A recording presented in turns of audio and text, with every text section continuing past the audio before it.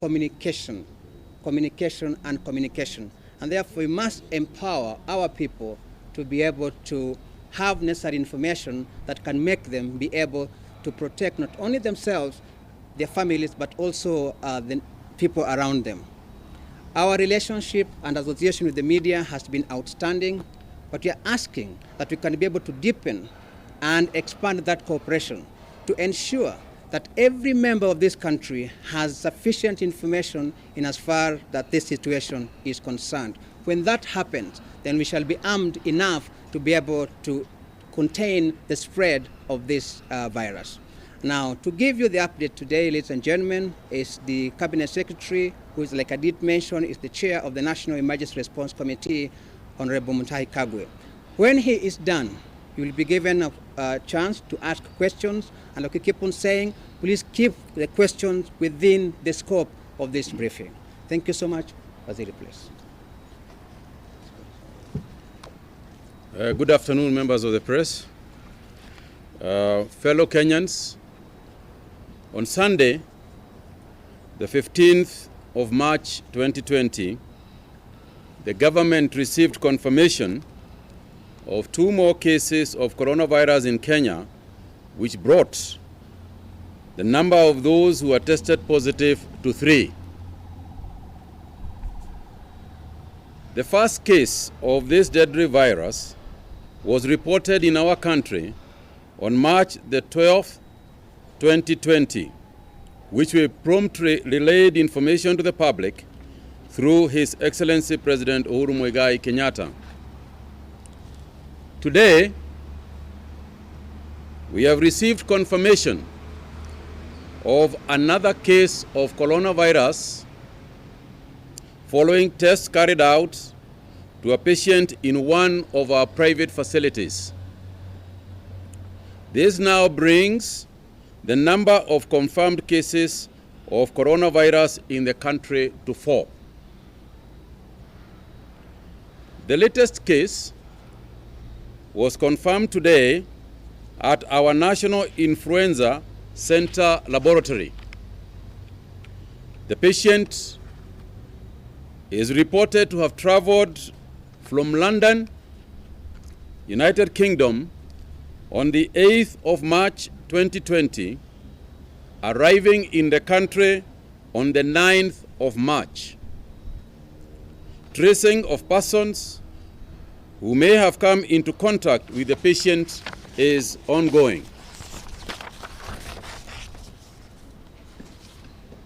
You will also recall that when we got confirmation of the first case on March the 12th, a total of 27 persons who had come to contact with the patient were traced, quarantined, and tested.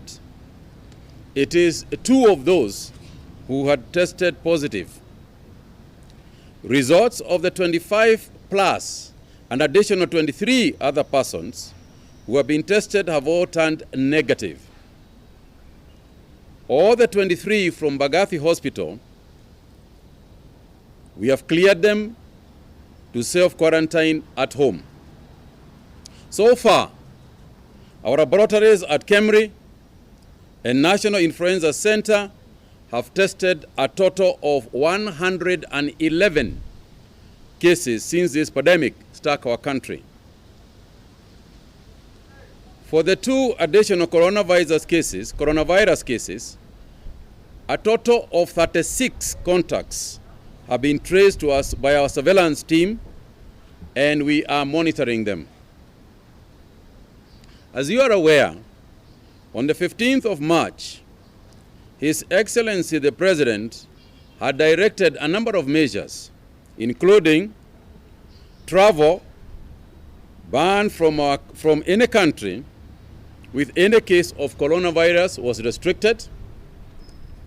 Only Kenyan citizens and any foreigners with valid residence permits will be allowed to come into the country, provided that they proceed on a self-quarantine or to a government-designated quarantine facility.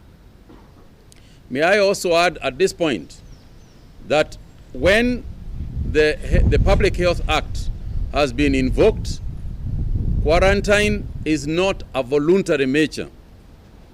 It is a mandatory measure which can lead to a big fine and a jail sentence. This measure at the airport is going to be instituted further by making those traveling into the country to swear a legal document that they will comply with what they are supposed to do. As you are aware, all schools and higher learning institutions have been closed and continue, and the work and the process of students going home is continuing. We would like to thank the schools, we would like to thank the parents for their understanding, because nobody has complained and everybody has been extremely understanding. We have also asked the transport system, the matatus who are transporting children, to transport them in clean, sanitized circumstances when they are taking them from their schools to their homes. And we have asked the schools not to put kids in their totality into public system, but to organize with the public transporters how to take children from their school to their homes and in sanitized and clean conditions. We are also happy that the cashless transactions that we have advocated are going on smoothly. The central bank has stepped into this matter. We are appealing for even more improved offers from the cashless transactors. We have urged our people, and we will continue to urge Kenyans, please stay away where people are congregating. May there be weddings, may there be funerals, may there be religious congregations, may there be nightclubs, may there be churches. Please, please, we appeal to you. When we have looked at the countries that have managed to contain the coronavirus, they are those who the citizens have taken upon themselves to take responsibility.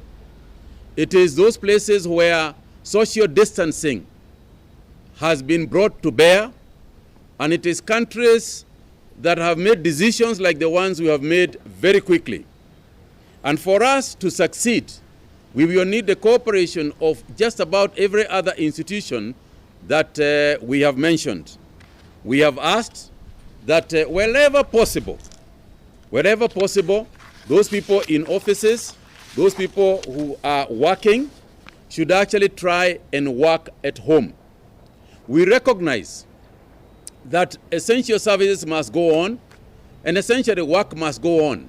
But we have given the measures that should be taken wherever this is necessary. The sanitary measures that we have given, the hygiene measures we have given, the distancing, the social distancing we have given, all these measures will go a long way into assisting us contain this virus. For clarification, there has been a number of things since the executive order was given and since the measures that we have taken were given. There's, as can be expected, various issues that have come up. And for clarification, let me just state the following. That in order for us to mitigate loss being suffered by our economy, there is coronavirus. After coronavirus, there will still be Kenya and there will still be the world. And in order for us not to suffer extreme economic losses, we have considered and found ways of ensuring that cargo vessels, cargo aircrafts or ships can come into the country provided they are disinfected at the point of departure and the crew quarantined on arrival. Following discussions we have had with the Chinese authorities, including the Chinese ambassador in Kenya, for instance, we have come to see how, as they restart their factories, we are also able to start moving goods and services. Goods, particularly goods, no people, just the goods from their areas There are ships in high seas in Kenya, and we have advised KPA that we are not stopping the ships from coming in. Goods can continue to be brought in, but we will definitely have measures for quarantining any crew that might be on those ships. The second one is that, as you all realize, Kenya is the host of the second largest UN mission in the world.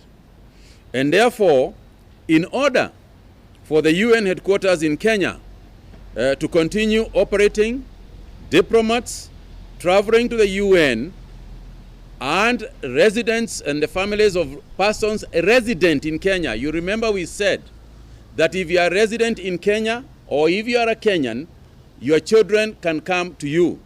So the issue has been for those residents who are not Kenyan, but they reside in Kenya, what about their children?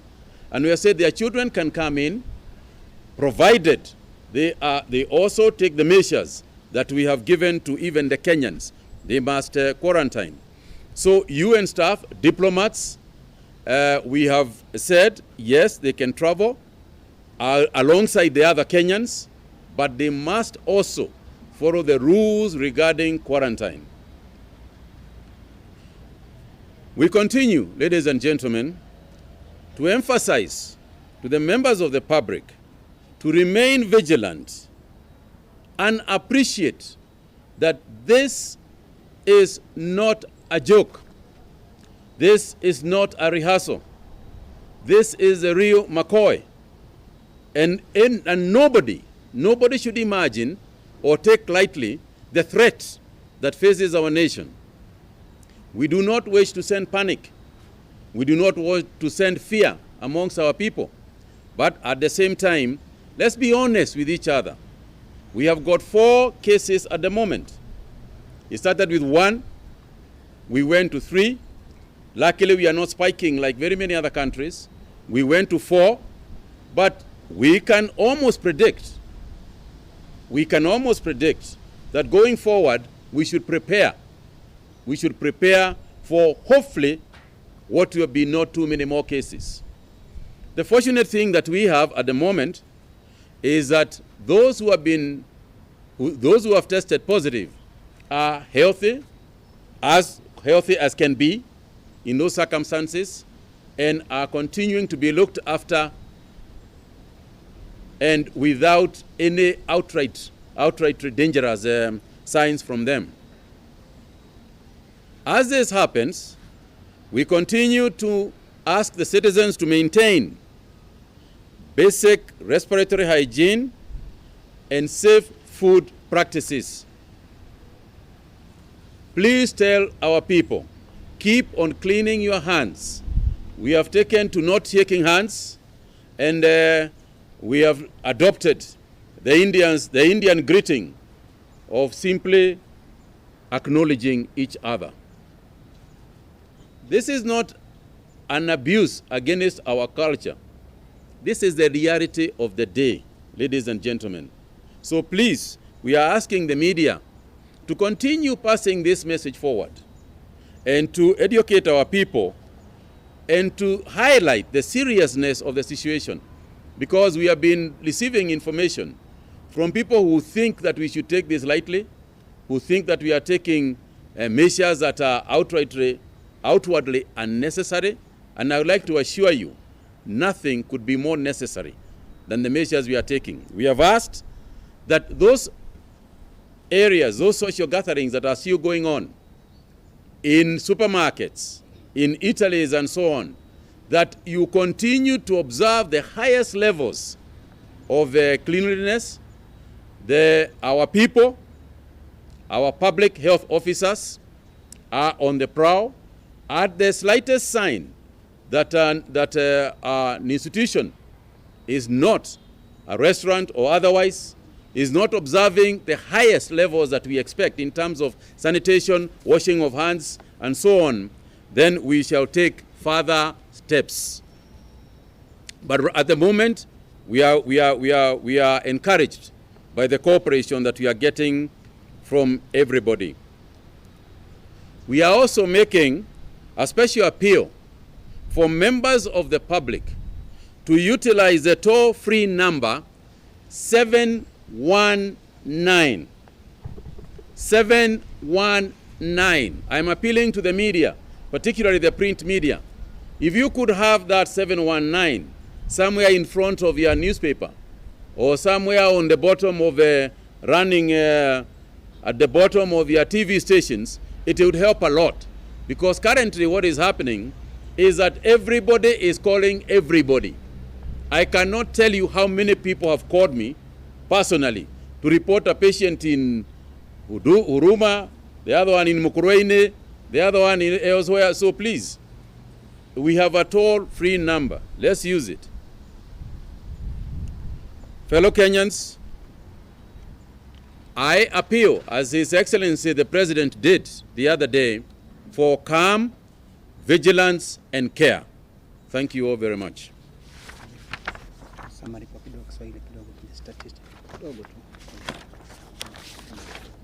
Questions?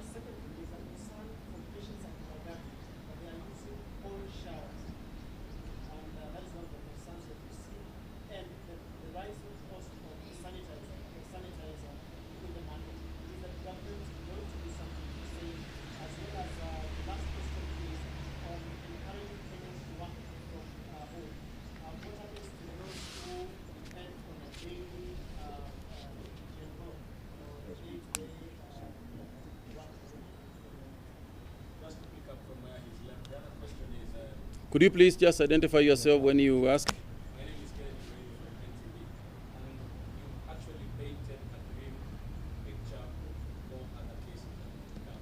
And there's a question that has been even coming to the issue with regards to prayers.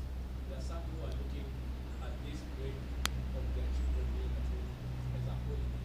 Some of them are even taking them to social places, and this is actually exposing them even more. When will we get to a time when we say that it is complete or shut down so that we can be able to deal with this case of corona completely? And number two, yesterday when the government spokesperson was talking, he said that there have been other suspected cases that may lead into discovery of corona. What is the status now? Are we looking at a possible rise to 7? Please, if you're going to ask many questions, you're going to deny others a chance. Just ask one question, please. Thank you very much. The first one is, I think what the government spokesman yesterday was talking about are the 3 cases that we already have, not 3 cases expected. Because suspected, everybody is suspected. Everybody is suspected in this sense. The reason why we take you to isolation, and as I speak today, we have got, I think, over 20 people in isolation. So when you talk about suspected, that's probably the what you can call suspected. But we do not have a specific number of 1 or 2 that we can say these are the ones that we are suspecting. We suspect people only when they have been exposed, when you have been in touch with people who have coronavirus, and at that point, we want to carry out tests. So probably what you mean is there are 3 people we are carrying out tests of. But that is not to say that those are the only people that we suspect. As far as we are concerned, at the moment, anybody exposed, is potential. That's the way of the world. That's just the way it is at the moment. As for the children, you will notice that yesterday, the Ministry of Sports actually closed down. You know, a lot of the Ministry of Sports closed down a lot of areas, the museums, the sports grounds, the play areas, because the idea, and you must also understand, Bwana Mureithi, we are all in a learning process at the moment. We have never had to send children home and tell them, stay indoors. This is the first time it is happening. And so you can understand, if it doesn't seem to be taking effect as quickly as you'd want it to be, there's a lot of education to be done. There is a lot of urging to be done. There's a lot of understanding to create before people do what exactly what we are saying. And this is the purpose of a meeting such as this one that we have today, is the purpose of a briefing such as this one, just so people can start doing exactly what we are saying, and realizing that the reason we sent them home is to social distance the kids. So if you go home and then you take your children to the museum, then you have not social distanced them. You might, it has not served the purpose. So that is something we are continuing to urge the parents to do. As for a total shutdown, it is always on the table. You know, a total shutdown is always on the table, because depending on on how we see the progress, depending on how we monitor the situation, then, and also we are monitoring with the Ministry of Interior to see to what extent the public is following the guidelines the guidelines that we have given. At the point where we think that the danger is enhanced, then you take the necessary, the committee will debate and take the necessary steps. The attention at the airport, I can assure you, there is serious vigilance. And even if you look at the social media, even persons who have traveled through Dubai, persons who have traveled through London, they will tell you that in their travels, where they are getting the most serious checks is actually here in Nairobi.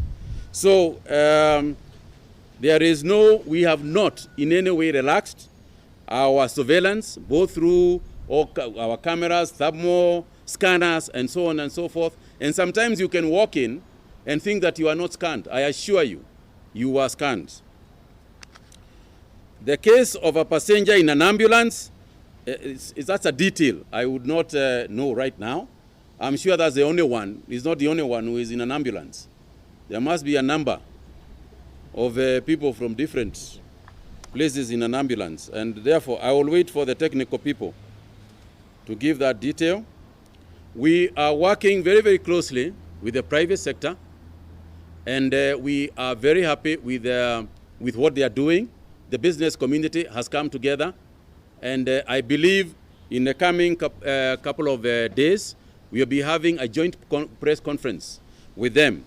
And of course, there is the issue of addressing the economy, and that's why we are trying to take baby steps in seeing what we can do to mitigate, our economic situation.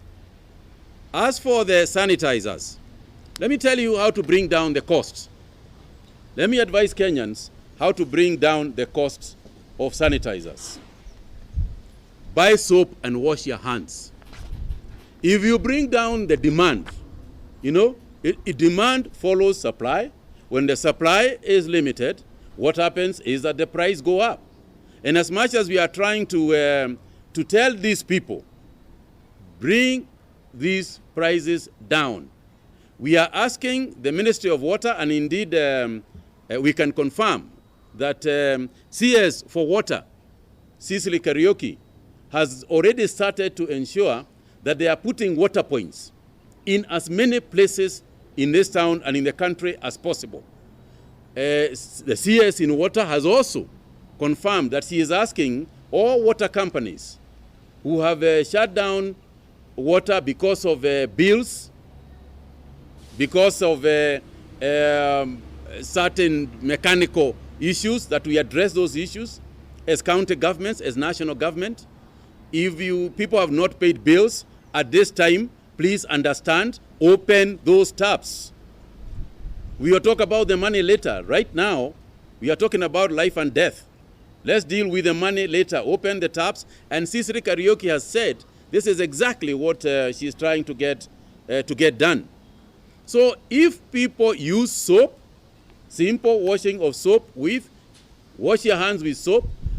We are asking supermarkets, we know that you sell these sanitizers, but please also provide water points so that people can wash their hands with soap. And if they do that, the demand for sanitizers will come down. Meanwhile, we are telling those who produce them to produce them en masse so that we can flood the market with them, since our people are simply not listening when we tell them to bring them down. Yes, 2 more only.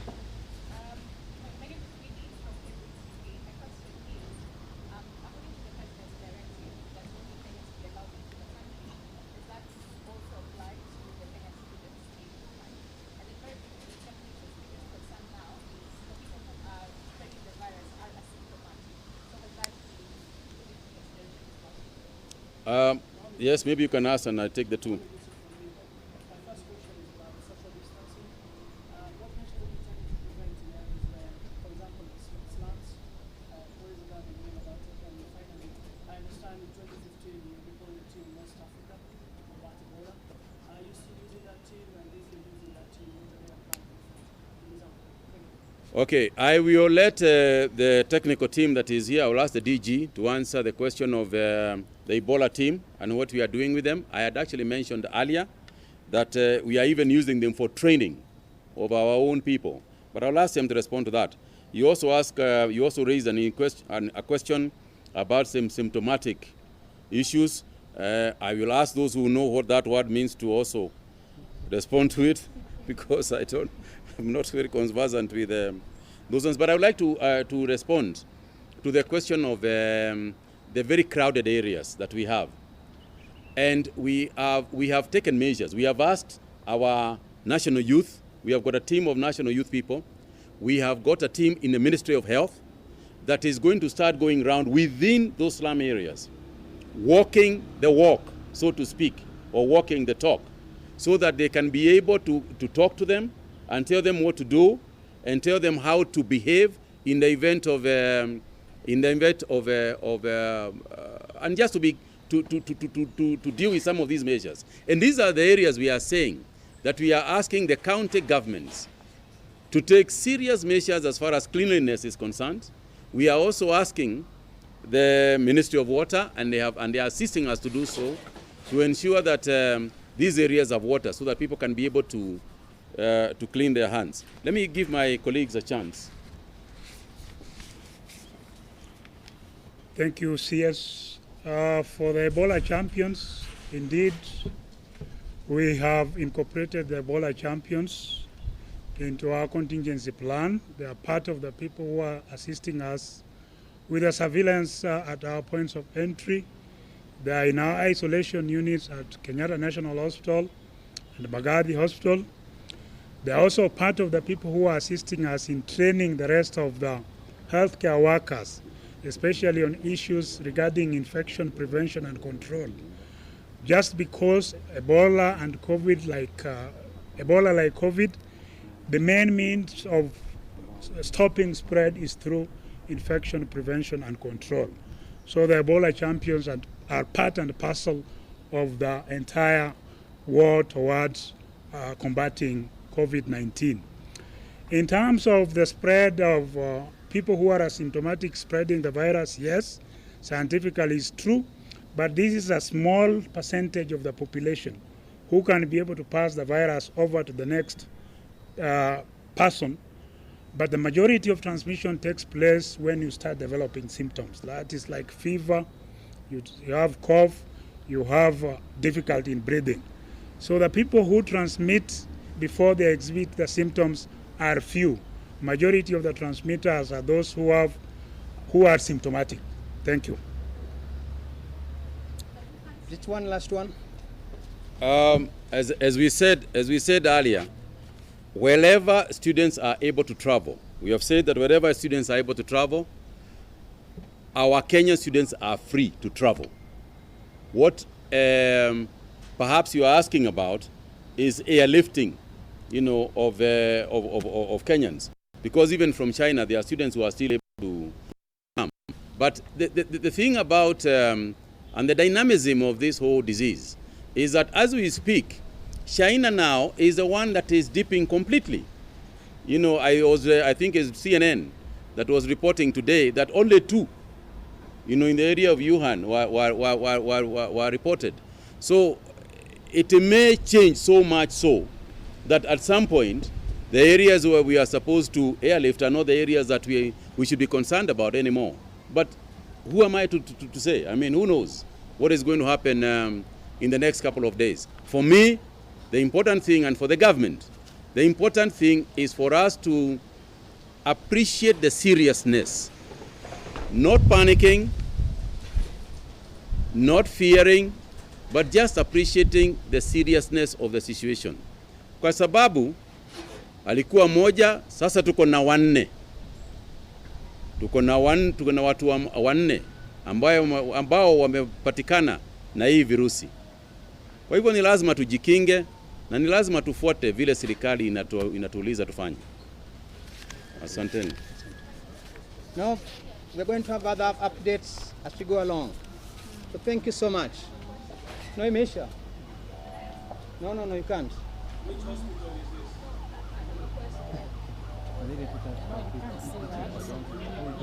Can't say that.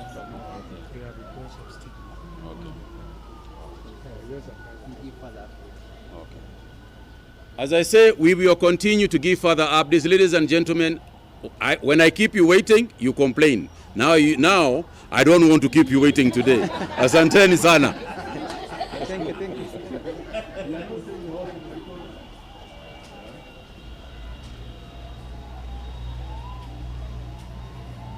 Yes,